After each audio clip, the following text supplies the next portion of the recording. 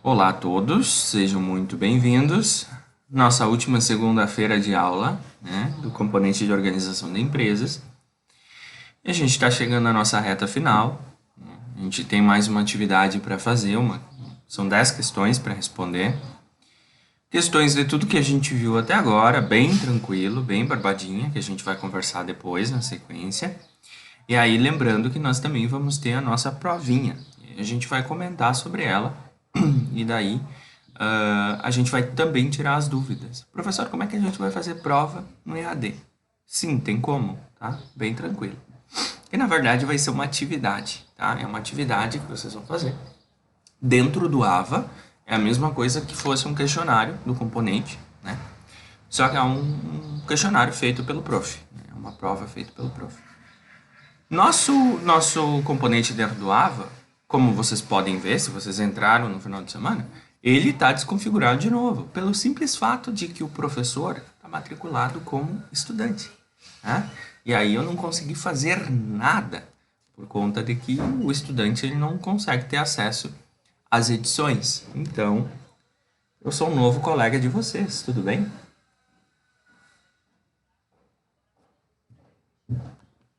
Bueno, mas não se preocupem, tá? O nosso AVA é paralelo. Se caso a gente não conseguir ter acesso ao AVA até o último dia de aula, que é a sexta-feira, aí a gente vai fazer a nossa prova em um outro formato. Aí eu conto com a colaboração de vocês também, porque vai ser a primeira vez que eu vou fazer dentro do formulário do Google. É bem tranquilo, tá, gente? Não se apavore. É barbadinha. Só que daí, ao invés de eu usar o AVA, a gente vai usar o formulário do Google. E vai dar um trabalhão gigante para mim, porque daí eu vou ter que lançar manualmente, né? Mas enfim, vocês não podem ser prejudicados por conta de alguns problemas internos da nossa instituição. Muito bem, aula passada, sexta-feira passada, eu preciso. Opa, ouviram? Tá, já estão indo resolver, desculpem. Bom, eu preciso que vocês recordem onde foi que nós paramos, porque eu tenho quase certeza que a gente viu. Encomenda para mim? Talvez seja a cura do coronavírus. Não lembro de ter pedido nada. Só um pouquinho, gente. Desculpem, tá? Só um momento. Tu pega pra mim ali, por favor? Tá. Tá bem, obrigado. Pronto. Eu acho que a gente começou a falar sobre. Na verdade, a gente finalizou o processo de constituição da empresa. A gente apresentou os passos principais, né? A gente viu que era a viabilidade, a gente viu sobre os órgãos regulamentadores que liberam, né, que tornam a atividade econômica legal. Vimos isso, gente, ou não? Vimos, né? Tá. Junta comercial. Junta comercial. Ah, show de bola. Então já a gente está bem adiantado. Então a gente conversou. Hã? Xiu, cara! Colabora! Respeito! Eu. Tá bem louco. Finalizamos a nossa apostila, tá? Eu vou passar no final da aula para vocês ela prontinha. Alguém se apavorou aí, que me pediu no final de semana, e se apavorou que eram 80 páginas, 81 páginas, se não me engano, né? Nós finalizamos em 92. Mas assim, ó, por que de tantas páginas? Vem aqui, vem. O porquê de tantas páginas? Por conta de que são slides, né? Então, um slide, ele conta, né, como uma página, mas a quantidade de conteúdo do slide ele é bem reduzida, então não precisa se apavorar com a quantidade de slides. Bom, gente, então nós vimos, né, todos os passos para abertura de empresa e aí nós finalizamos nos tipos de empresa. A partir de hoje a gente vai falar então sobre os principais tipos jurídicos que existem no direito empresarial do Brasil, tá? O primeiro deles, o mais conhecido. Oi. Ai, tá brincando. Sério? Desculpem, gente. Esse componente eu trabalho com vocês e mais outra turma de noite. Então a cabeça tá travando, entendo já. Então a gente viu sobre o MEI, ninguém ficou com dúvidas, né? Bem tranquilo. A gente viu sobre o empresário individual. Agora eu lembrei, né, que na última aula, no finalzinho da nossa aula, vocês estavam com a cabeça derretida, lembra? Mas deram uma lida, gente, deram uma pesquisada, ficou mais claro? Ficaram com alguma dúvida? A Nath fez listinha ou não? Não ficou nenhuma dúvida então, gente.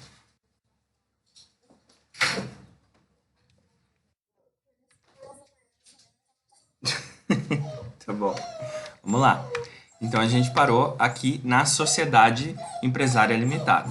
E aí a gente vai recordar que na última aula a gente viu a Eireli e o empresário individual, né? E aí a gente precisa lembrar que aqui dentro do empresário individual tem uma regrinha que vai servir para a nossa explicação da sociedade limitada, que é a questão dos bens, da responsabilidade. O que é isso? Eu vou abrir uma empresa, tá? Vou abrir uma empresa em sociedade com a Nath e com o William. Eu tenho um carro e eu tenho uma moto, né? E eu vou entrar como sócio dessa empresa com a participação de tá? R$ 1.000 vai ser a minha participação. Bom dia, Ingrid. Vai ser a minha participação. Tratando-se de uma sociedade limitada, né? Que é esta aqui que a gente vai trabalhar.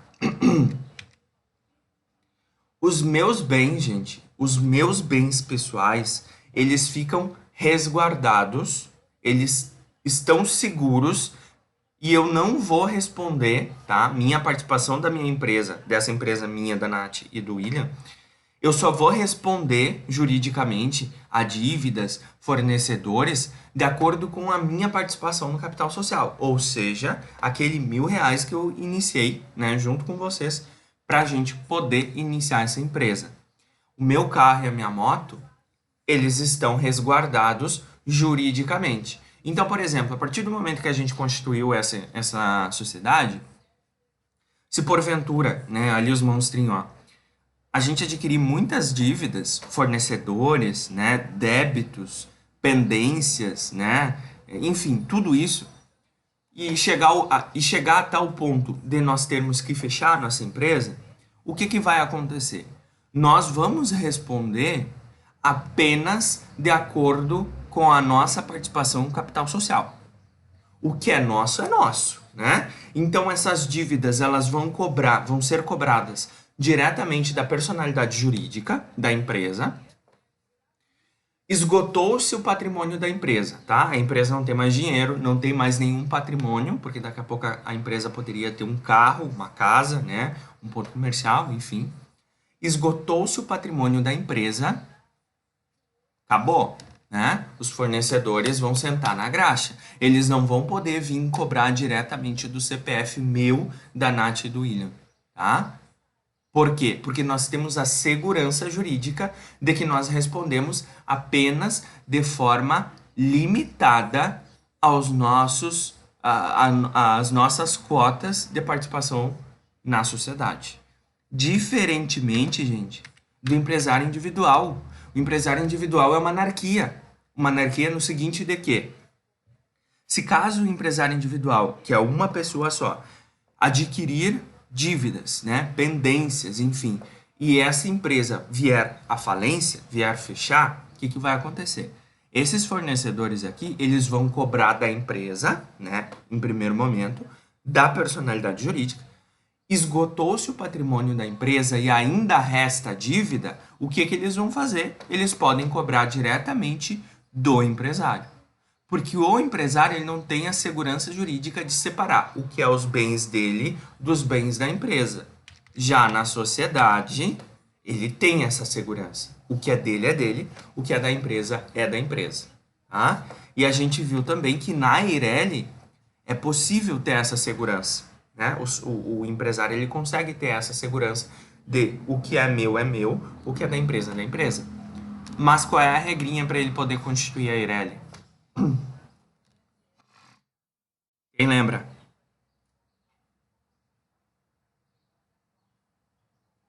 É barbadinha. Exatamente, né? Ou seja, a pessoa que vai iniciar a atividade econômica e vai optar por uma Eireli, porque é uma pessoa só, né? Aqui não é sociedade, ele não pode ter mais de duas pessoas, é uma pessoa só. Ele precisa ter o aporte financeiro de 100 vezes o salário mínimo, que dá em torno de 98 mil e alguma coisa. Se ele não tem, não, passou já por conta de que a gente teve o aumento do salário mínimo, dá 100 mil e alguma coisa. Então, se ele não tem esse aporte financeiro, ele não consegue comprar, tá? Ele não compra essa segurança jurídica de separar o que é dele. Olha lá, branqueou tudo. Trancou aqui.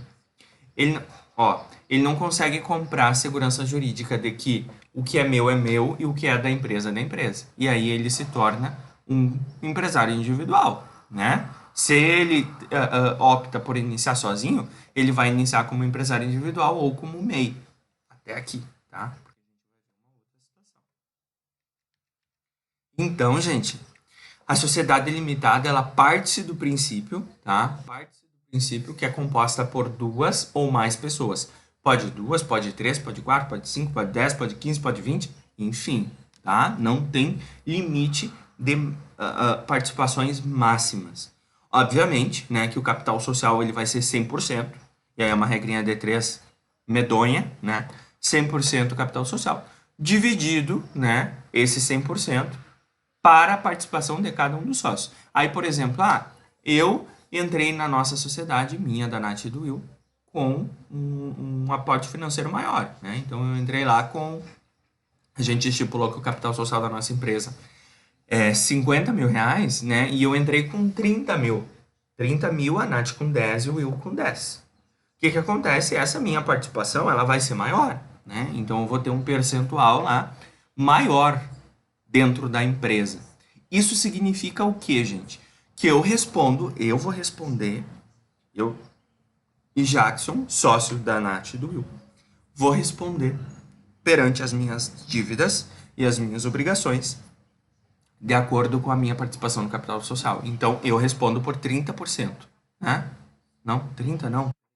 70, 80%, desculpem. Regra D13, matemática para mim é um caos. Eu respondo 80% dessa participação do capital social.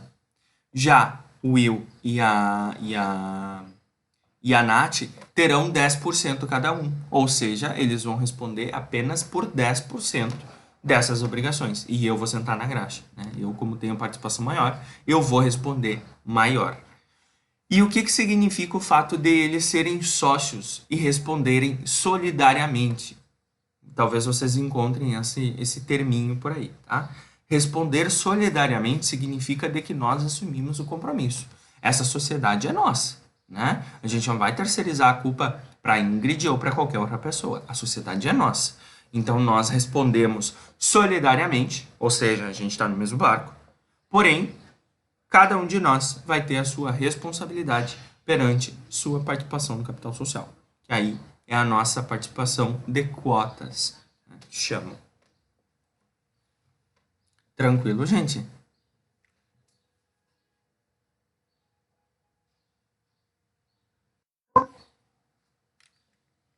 Barbadinha, né? Não há restrições, ó, aqui tem que ficar bem claro. Não há restrições nas atividades econômicas da sociedade limitada, bem como a prerrogativa de valor mínimo do capital social. Ou seja, se aqui na Eireli a gente precisa constituir ela com 100 vezes o salário mínimo, e aqui no empresário individual também não tem a questão do valor mínimo do capital social, bem como aqui no MEI, né? Só que obviamente que o MEI ele inicia com um capital menor. Aqui na sociedade limitada é a mesma coisa, né? Não tem restrição de capital social. A gente pode abrir uma sociedade com 2 mil reais de capital social, com 10, com 15, com 20, com 30, com 50, com 100, enfim.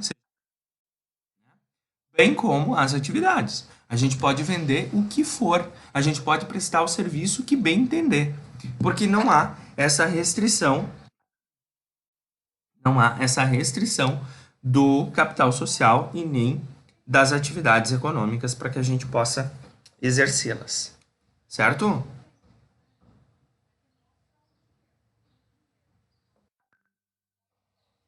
Até aqui, gente, tá tranquilo? Beleza. Ó, e aqui eu trouxe o CNPJ para vocês verem, né, da sociedade limitada. Aqui embaixo, ó, embaixo da atividade econômica secundária, vai constar o código e a descrição da natureza jurídica. E aqui está falando que é a sociedade empresária limitada, né? E aí, para torrar de vez a cabeça de vocês, o que acontece, gente? A partir do ano passado, por conta da lei da liberdade econômica, que talvez vocês ouviram falar. Ouviram? Não ouviram?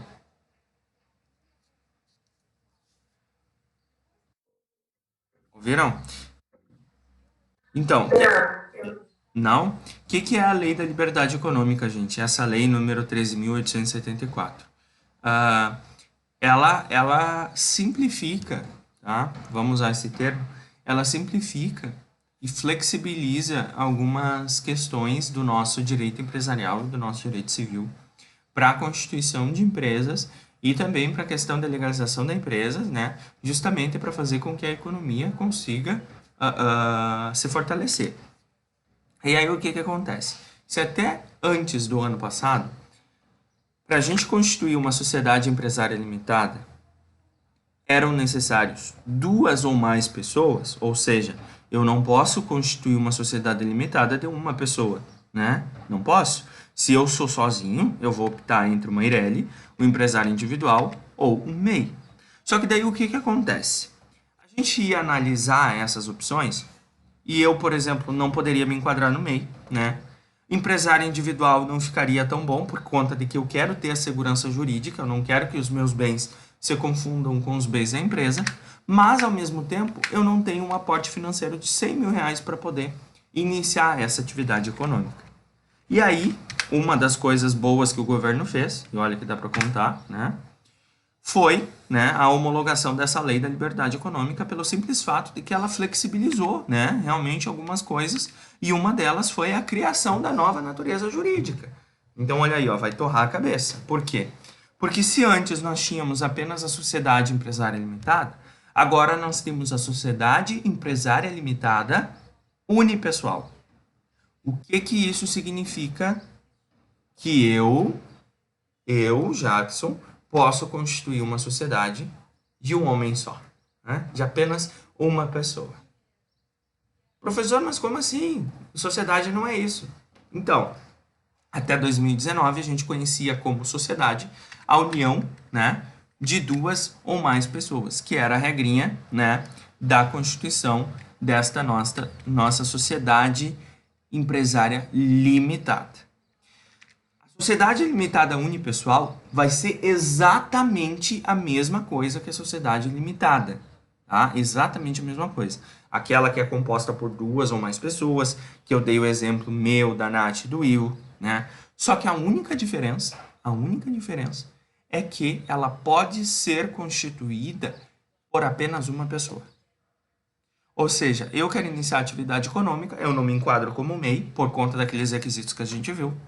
Eu não quero ser empresário individual, porque eu quero ter a segurança jurídica, mas ao mesmo tempo eu não tenho ninguém para trabalhar junto comigo, eu não tenho sócios, né? Então eu não conseguiria constituir uma sociedade limitada. Então, meu Deus, o que eu faço? Eu fico na informalidade? Não. Agora eu posso optar por uma sociedade limitada unipessoal, tá? E essa pessoa que constitui essa sociedade, ela é sim chamada de sócio. Ela é chamada de sócio. Ela é sócia dela mesma. Aqui na sociedade empresária limitada, a qualificação das pessoas que a compõem também é. Olha lá. E se ela começa nessa sociedade, né, e depois, mais pra frente, aparece um sócio, ela pode esse sócio ou não? Tranquilamente, a gente vai ver nos atos societários na sequência, de que assim, ó, eu iniciei sozinho, né? Sociedade empresária limitada unipessoal é o mais vantajoso para mim. Eu vou ter a segurança jurídica, então tá, beleza, vamos lá, vamos tocar ali o barco.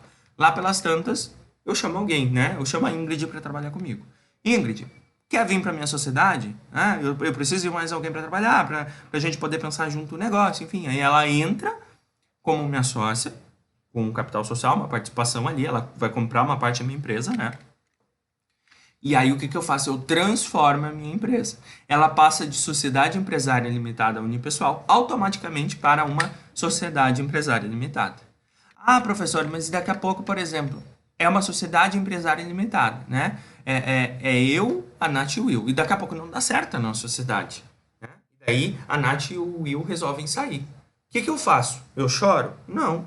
Eu transformo a minha empresa em uma sociedade empresária limitada unipessoal. Da mesma forma, gente, que isso aqui é pagode, tá? Isso aqui é um tendel. Tendel, mas não é bagunça, tá? O que acontece? Eu sou uma sociedade empresária unipessoal. Daqui a pouco eu resolvo, eu quero constituir uma Meirelli. Eu quero transformar essa empresa numa Meirelli. Eu posso? Posso, sem problema nenhum. Desde que eu entenda quais são as regrinhas para ser enquadrado como Meirelli. Eu preciso ter, mesmo assim, o valor, né? Os 100 salários mínimos. Perfeitamente, eu posso transformar a minha unipessoal em uma Meirelli, sem problema nenhum. O inverso pode? Pode também, sem problema nenhum, né? Então isso é bem livre, tá? Não significa que eu abri a minha empresa nesta modalidade e que eu tenho que permanecer com ela o resto da minha vida. Não, muito pelo contrário. Certo?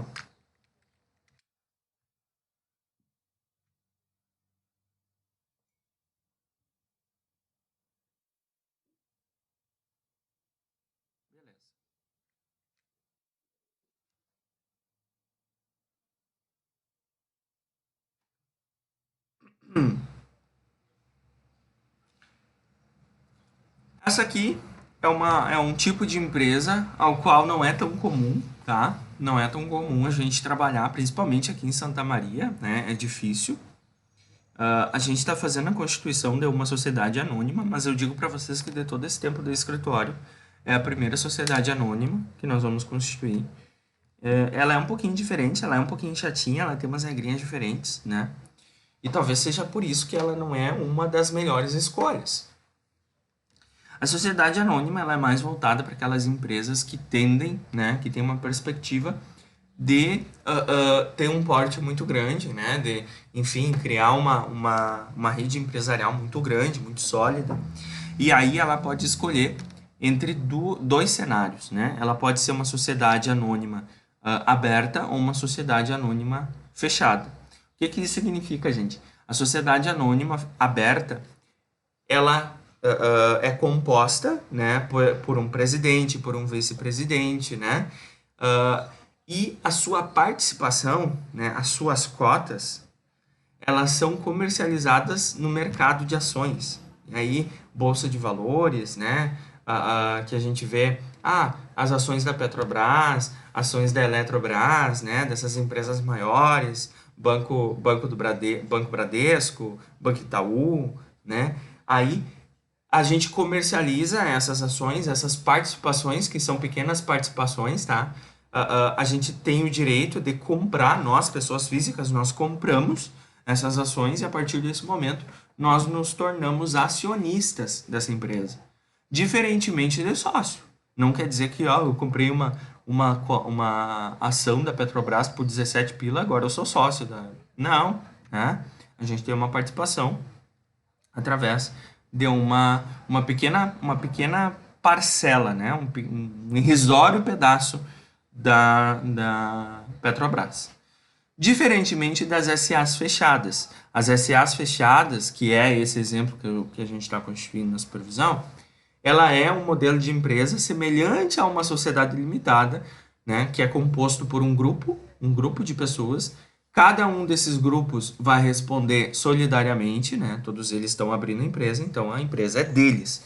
Elas não vão ser comercializadas no mercado de ações.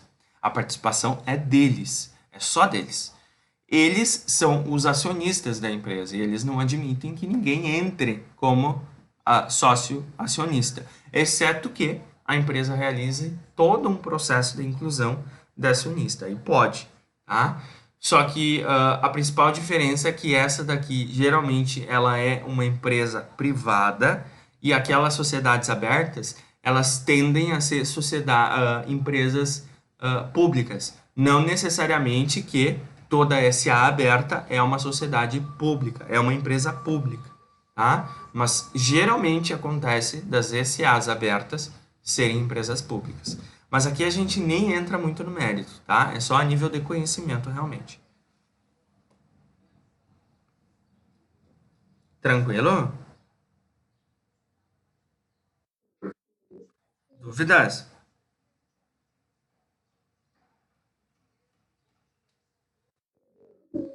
Mesmo?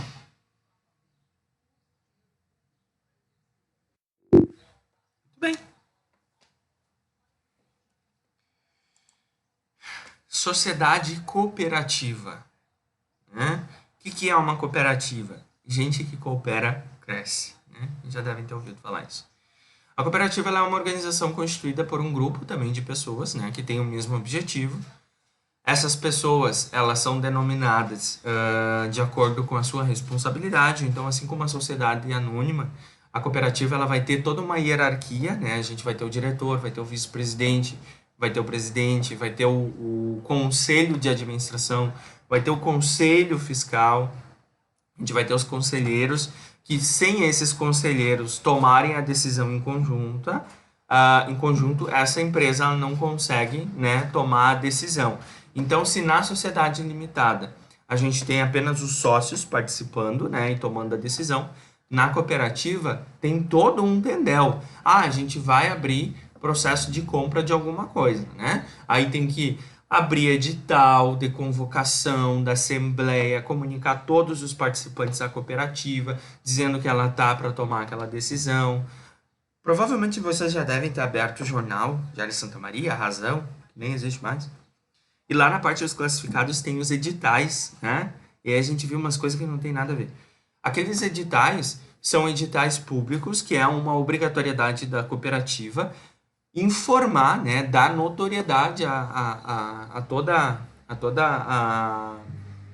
a sociedade, né, de que eles estão convocando todos os participantes daquela cooperativa para a tomada de decisão, né? E geralmente a cooperativa ela é constituída em prol de um objetivo em comum, né? Eu trouxe como exemplo para vocês a Cansul, que é uma cooperativa de grãos, ou seja, é constituída essa personalidade jurídica para responder, né? Para dar segurança jurídica para todos os seus associados, que são produtores, né? Produtores rurais.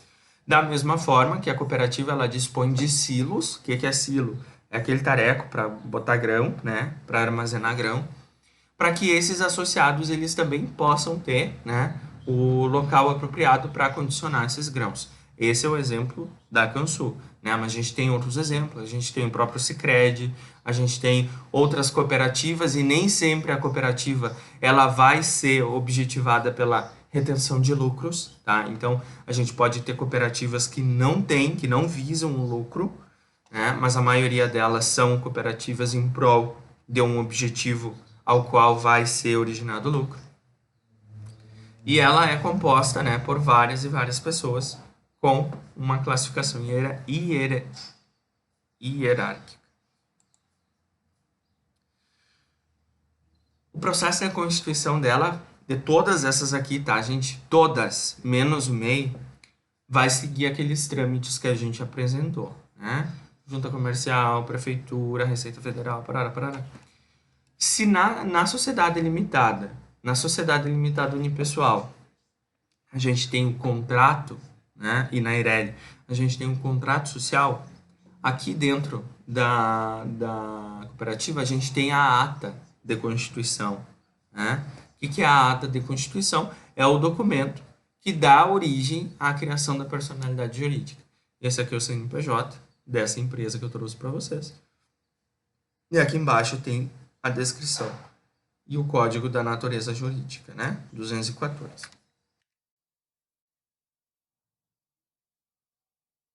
Tranquilo?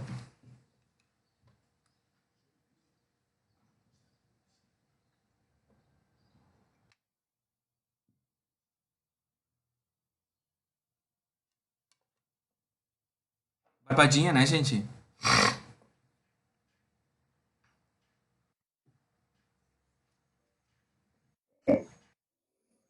Dúvidas? Querem reforçar alguma que ficaram com mais dúvidas? Ó, se eu perguntar para vocês, tá? Agora bem, podem falar, não precisa ter medo de errar. Se eu falar para vocês a questão da prova número 1, tá? A questão da prova número 1, ela vai falar lá.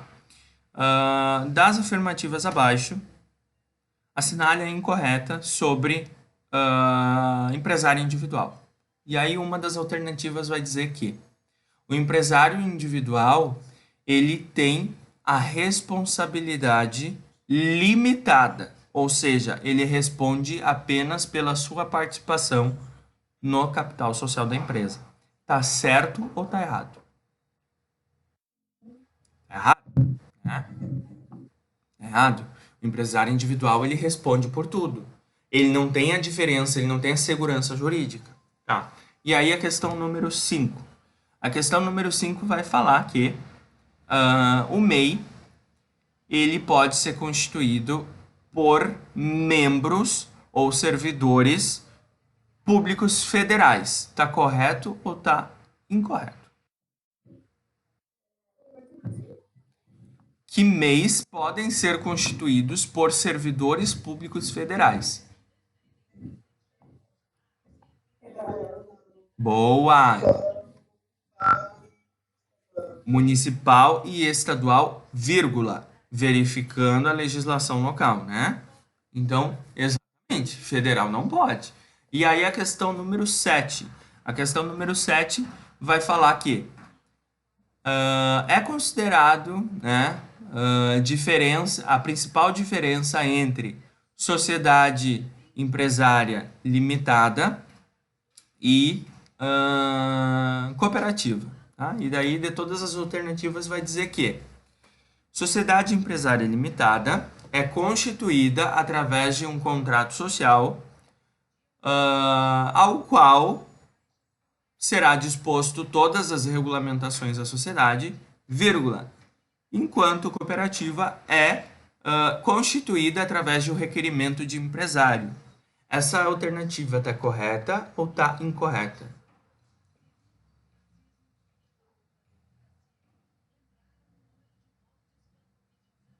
Vamos de novo?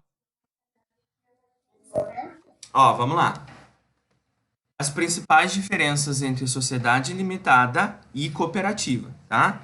Aí vai falar que a sociedade limitada é constituída através de um contrato social ao qual será disposto todas as informações da sociedade, vírgula, enquanto cooperativa é constituída através de um requerimento de empresário.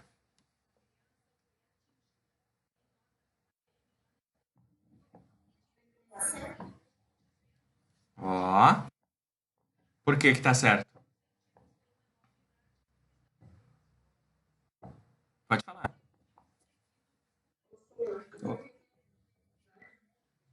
Muito bem, é o que a gente vai ver aqui na sequência no 5, né? Na unidade 5 sobre os tipos de documentos. Mas isso aqui é bem importante, tá, gente? Olha só.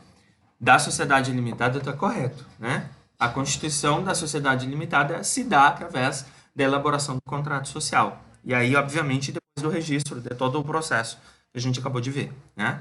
Mas é o contrato social, é o documento, é como se fosse a certidão de nascimento da empresa. Requerimento de empresário é o documento que constitui este nosso cara aqui, ó. Ó o trem. Peraí que trancou aqui. Eu ia fazer suspense. Requerimento de empresário é o documento, né? A certidão de nascimento do tipo empresarial, empresário individual, tá? A cooperativa, eu acabei de falar para vocês, ela é constituída através de uma ata de constituição, certo?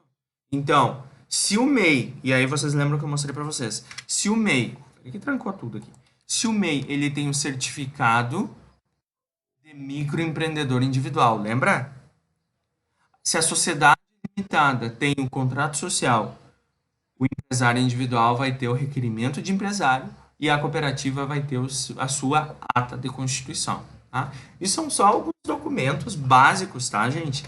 A gente vai falar sobre eles aqui na sequência, mas fiquem bem tranquilos. Era só um pega-ratão mesmo, só para provocar vocês. Ó, aí a gente tem então nossa atividade número 2, tá? São questões de tudo que a gente trabalhou até aqui, né? E também vai servir como me fugiu o termo agora. Como não é teste. Meu Deus, me fugiu. Revisão, tá? Vai servir como revisão. Nossa provinha não vai ser muito diferente disso, tá? Já tô adiantando para vocês. A única diferença é que ela vai ser de múltipla escolha. Para vocês responderem, então, né, sobre a diferença entre algumas formas jurídicas, né, e aí a gente tem algumas coisinhas ali da interpretação do CNPJ, bem tranquilinho também. Essa atividade aqui, vocês precisam fazê-la até, hoje é 22, até quarta-feira, dia 24, tá? Depois de amanhã. Por que dia 24, gente? Porque daí no dia 24 a gente vai corrigir, tá? A gente vai corrigir essas atividades.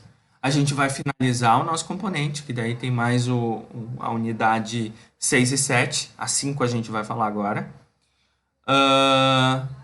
E a gente vai tirar todas as dúvidas. Não pode chegar na quarta-feira, no final da nossa aula, e ter dúvida. Se tiver dúvida, eu vou me grudar pela essa sacada. Eu vou pular disso aqui, tá? Não pode ter dúvida.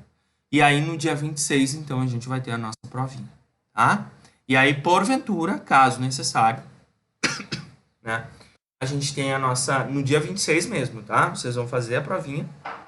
Ela vai estar disponível para vocês do início da manhã, né? Ali, a partir das 8 horas da manhã, até o final do dia. Ou seja, olha aí, ó, vocês vão ter o dia inteiro para fazer a prova. Barbada igual essa, nunca mais, tá? Das 8 da manhã até as 23 horas e 59 minutos, vocês vão poder fazer a prova, realizar a prova. Fez a prova, e mesmo assim ficou ruim, né? Porque a prova tem uma média lá, média 7, que vocês precisam atingir. Não consegui atingir a média 7, professor, e agora? O que eu faço? Estou reprovado? Se tu fez a atividade número 1, se tu fez a atividade número 2 e ficou abaixo da média na prova, aí a gente tem uma atividade de recuperação, aí faz a atividade de recuperação, e aí é a derradeira. Mas eu tenho certeza que não vai ter problema para ninguém, né? Então, a nossa avaliação, ela é atividade número 1, atividade número 2. A 1 é aquelas questões lá do início, né? O que era empresa, que vocês fizeram. Atividade número 2, que é essa aqui. E aí a nossa provinha na sexta-feira. Dúvidas?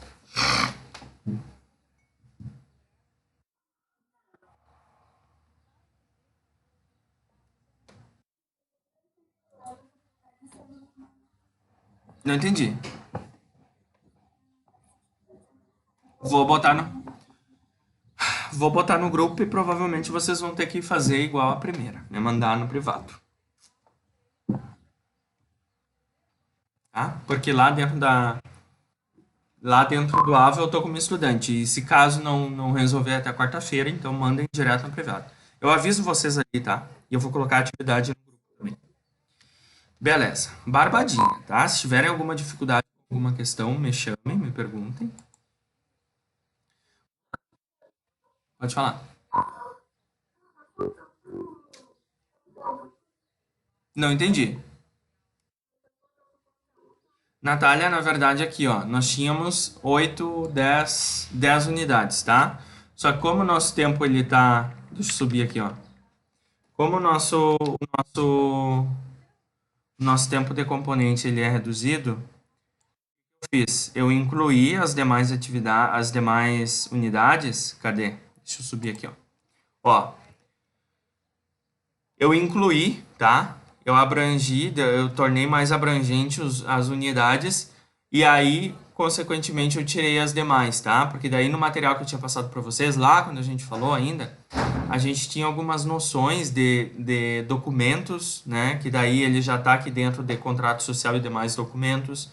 A gente tinha uma unidade inteira falando sobre as Obrigações da PJ, que daí agora estão aqui dentro de noções e obrigatoriedades da PJ. Aqui dentro de atos societários também eu já incluí a questão da baixa da empresa, que tinha uma unidade inteira para falar sobre isso. Eu incluí aqui dentro de atos societários, que é a mesma coisa. Então, consequentemente, a gente reduziu o número de unidades, tá? Mas a gente vai trabalhar tudo conforme o nosso programa, tá? Fica bem tranquilo. Isso, esse aqui já é o material finalizado que eu vou passar para vocês no final da aula, tá? Já está prontinho. Bueno, vamos lá então. Contrato social e demais documentos da PJ. Aqui a gente vai ter uma noção de quais são os principais documentos e qual que é a forma que eles têm, beleza? Primeiro deles, contrato social. A gente falou, né, ao longo do nosso componente, várias vezes, vocês viram em alguns tipos de empresa, né, o que era, que falava a questão do contrato social. Eu mesmo acabei de fazer uma pergunta para vocês, né, sobre o contrato social. Mas, afinal de contas, o que é isso, né? O contrato social nada mais é do que um documento inicial que faz toda a descrição de todas as informações da atividade econômica da empresa, né? Ou seja, ali eu vou ter desde a qualificação dos sócios, eu vou trazer a informação de quem são os sócios, se é casado, se não é, se é solteiro, data de nascimento, título de... Desculpem. Título não, RG, CPF, endereço, tudo isso, né? Isso a gente vai dar o nome de qualificação, ou seja, a gente vai qualificar os sócios. Aqui dentro do contrato social também, a gente vai falar qual é a atividade econômica, qual é a razão social, né? Quem é o administrador, quais são as cláusulas diversas, e daí aqui a gente pode dizer desde a participação societária, desde acordo de cotistas, como que a gente faz e qual é a determinação da distribuição de lucros e prolabore. E a gente vai falar rapidamente sobre esses principais pontos que são, né, que estão dispostos dentro de um contrato social de uma empresa.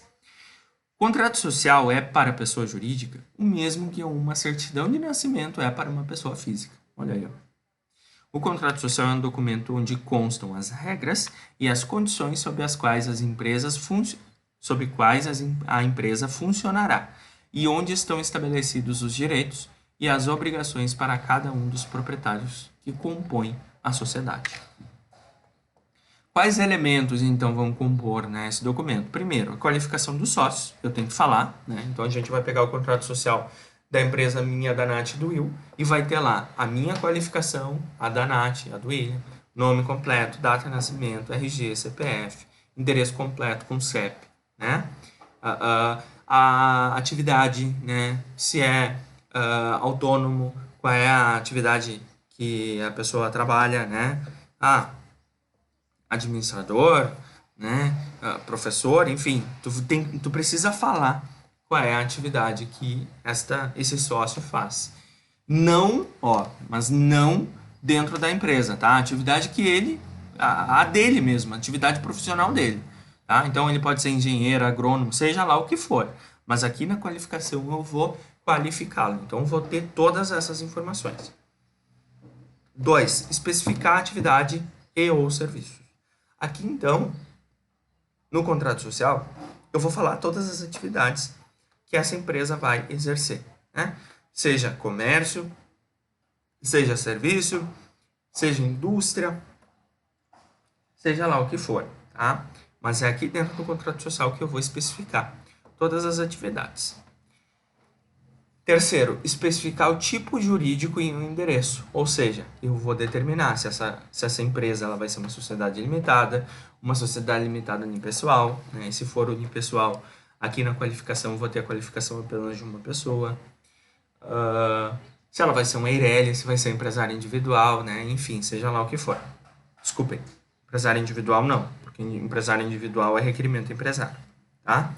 Então, aqui eu vou especificar se ela é sociedade limitada, se ela é uma sociedade limitada unipessoal ou se ela é um EIRELI, certo? E principalmente também a questão do endereço. Eu preciso dizer onde que essa empresa vai estar localizada. 4. Eu vou definir a participação societária e o capital social. Então, eu vou dizer lá que dessa empresa, o capital social é um montante de 100 mil reais, distribuído de tal e tal forma, né? Sendo que o sócio A tem tanto de participação, o B tem tanto, o C tem tanto. Eu vou definir a administração. O que é isso, gente? Toda empresa, ela vai ter um responsável, né? Que esse responsável a gente vai dar o nome de administrador. Não significa necessariamente que ele seja administrador formado, tá?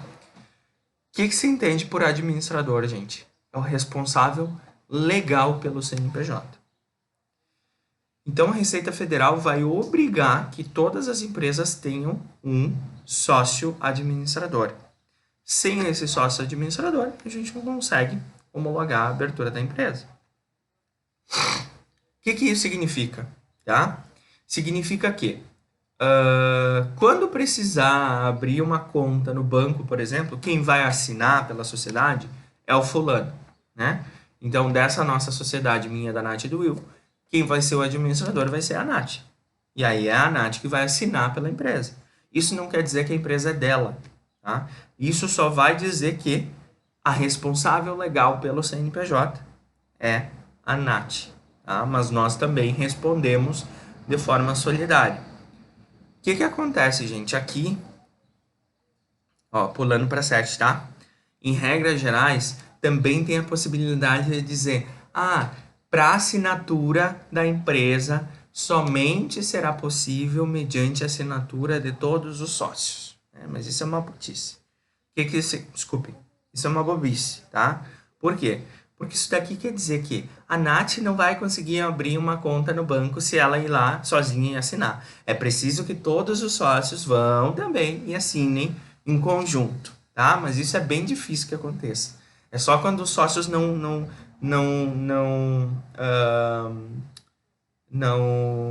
confiam um no outro, né? Basicamente isso. O 6, definição do prolabore. O que é prolabore, gente? Já ouviram falar?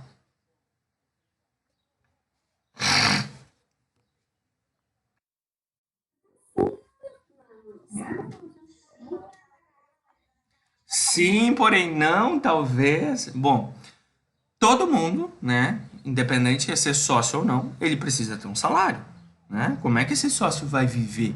Vai viver do lucro? Não, ele tem que ter um salário, né? Esse salário, que é um salário, a gente vai dar o nome de prolabore. Ou seja, o prolabore é o salário dos sócios. Então, dessa nossa sociedade, eu vou ter o meu prolabore, a Nath vai ter o dela e o Will vai ter o dele, né? E aí cada um vai ser, né, um valor específico, que isso é uma concordância que a gente faz na hora da abertura da sociedade. Aqui... Desculpem.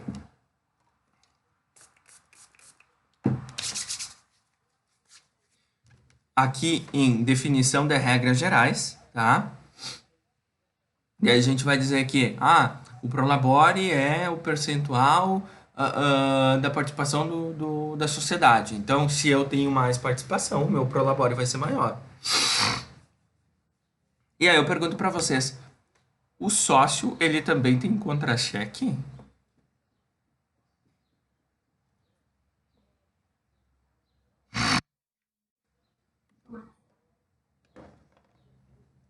Ele também tem um comprovante de rendimentos. Só que o nome não é contra-cheque ou olerite. Eu não sei se você sabe, mas o contra-cheque ele também tem nome de olerite. Um nome bem feio.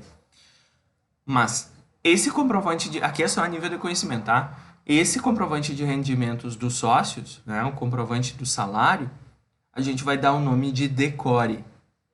É diferente, tá? Distribuição de lucros e resultados. O que isso significa, gente? Além do nosso salário, a gente vai receber também uma participação de lucros, né? Óbvio, nós somos donos da empresa. Então, daqui a pouco, eu, a Nath e o Will, a gente tem o nosso salário, que é fixo, nosso prolabore, mas também a gente também tem uma participação de lucros, né? Uma distribuição de lucros. E aí, conforme a gente definiu, a gente vai dizer que essa distribuição é totalmente proporcional à nossa participação. Então, se eu tenho 80% da empresa, eu vou ter direito a 80% da distribuição do lucro, né? Agora, se eu tenho 10%, eu vou ter 10% da distribuição. Então, essa regra geral das distribuições, gente, de capital social e das participações, ela é geral e vai levar o resto da vida, tá? Todas as informações, elas vão ser relacionadas a essa nossa participação, tá? E aqui dentro das definições de regras gerais, a gente também pode botar várias cláusulas. A gente pode dizer qual é a data de abertura, qual é a data do início da atividade, qual é a data de encerramento, a gente vai falar qual é o foro. O que é o foro? Se caso der problema, se caso a gente se quebrar no pau, eu, a Nath e o William, aí a gente vai diluir a nossa sociedade, a gente vai cobrar tudo juridicamente, né? E aí vai dizer lá, dentro dessa cláusula, qual é a cidade que está habilitada para receber esse processo judicial. E daí, geralmente, se abre aqui em Santa Maria, é Santa Maria, né? Este aqui é o modelinho de contrato social, tá? Ó, aqui fala o contrato social, a razão social, né? LTDA. Aqui é a qualificação dos sócios, ó, fulano, beltrano e cicrano. O contrato social, gente, diferente do CNPJ, ele é um documento privado, tá? Ele não é um documento público. Então, por isso que eu não posso trazer para vocês. Por conta de que tem informações pessoais, né? Então, aqui tem todas as qualificações dos sócios. Aí, aqui também vai ter denominação, a sede, o objeto e prazo. Aqui vai falar qual que é o nome, qual que é o local, né? Qual que é a atividade. Ó. Objeto social, gente, é a mesma coisa que atividade econômica. Tá? Então, se vocês verem, objeto social é a mesma coisa que atividade. Aqui, ó, essa empresa colocou uma cláusula de início das atividades. Porém, não necessariamente que é obrigado, tá? Porque daqui a pouco entende-se que a data de abertura é a partir do momento da assinatura desse contrato, que é quando a gente manda o processo digital para a junta comercial.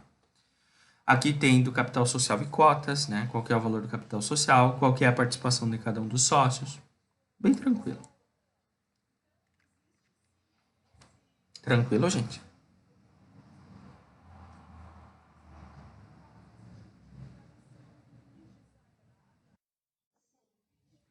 Tá. E aqui, então, para finalizar, e aí a gente vai dar sequência na quarta-feira, o que é um requerimento de empresário, tá? Requerimento de empresário, ele tem exatamente o mesmo papel que o contrato social, né? Ou seja, levantar todas as informações, tanto da empresa quanto do empresário. Afinal de contas, ele é cruzes, que qualidade péssima. Ele é um documento que está dando origem a um empresário individual. E a gente já viu que o empresário individual ele é composto de uma pessoa apenas, tá? Uma pessoa, não duas, uma pessoa. E aí esse documento aqui ficou horrível, tá, gente? Ó, mas aqui vai ter o nome e identificação do empresário, vai ter todos os dados do empresário e aqui embaixo a gente vai ter os dados da pessoa jurídica. Qual é o capital social, né? Qual é a sede, qual é a atividade econômica, qual é a cidade, endereço, tudo isso.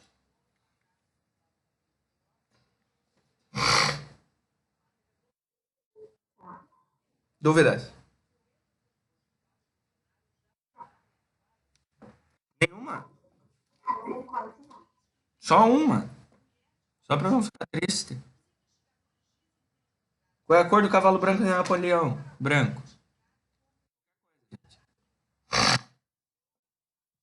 Tem que ter dúvida. Espero que para quarta e não para prova, né? Se for para prova, a gente ferrou. Tá? Pode fazer vídeo chamada? Pode.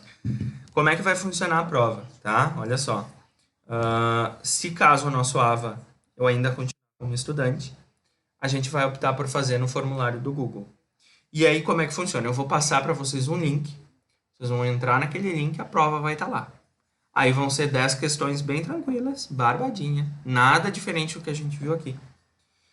De múltipla escolha, que vocês vão marcar o verdadeiro ou falso, tá? Bem tranquilo. Já estou adiantando para vocês que é verdadeiro ou falso, múltipla escolha. Pera aí que ela já tá pronta, tá? Verdadeiro ou falso. Tem de múltipla escolha. Verdadeiro ou falso e múltipla escolha. E aí o que acontece? Vocês vão fazer o preenchimento online. Vocês vão poder consultar todo o nosso material, apostilas, vídeos, né, o escambau. Fez a prova, finaliza a prova, manda a prova pro prof automaticamente, né? Não precisa me mandar no WhatsApp, mas finalizou ali, já entregou. E aí automaticamente ele já vai te dar o resultado se for dentro do AVA. E se for no formulário, eu consigo habilitar ali também para te falar quais são as alternativas que tu acertou e quais são aquelas que tu errou, que não serão nenhuma, né? Por conta de que vocês vão gabaritar, obviamente. Sim, na lata, rapidão.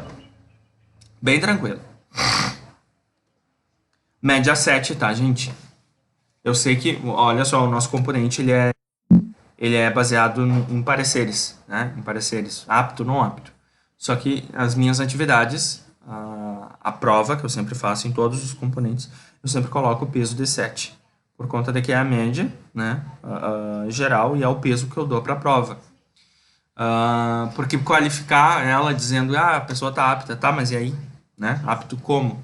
Então, a maioria dos professores utilizam essa metodologia. Nem todos falam, né, que dão peso para as provas. Eu falo porque não tenho por que não falar. Então, o peso da minha prova é 7. Se caso ficou abaixo de 7, obviamente que ficou fora do ponto de corte. O que isso significa? Professor, tá reprovado? Não, não tá reprovado. Só significa que tu não ficou apto naquela atividade. Mas aí, como eu falei pra você, a gente tem as outras atividades. E aí também a gente tem a atividade de recuperação da provinha, tá?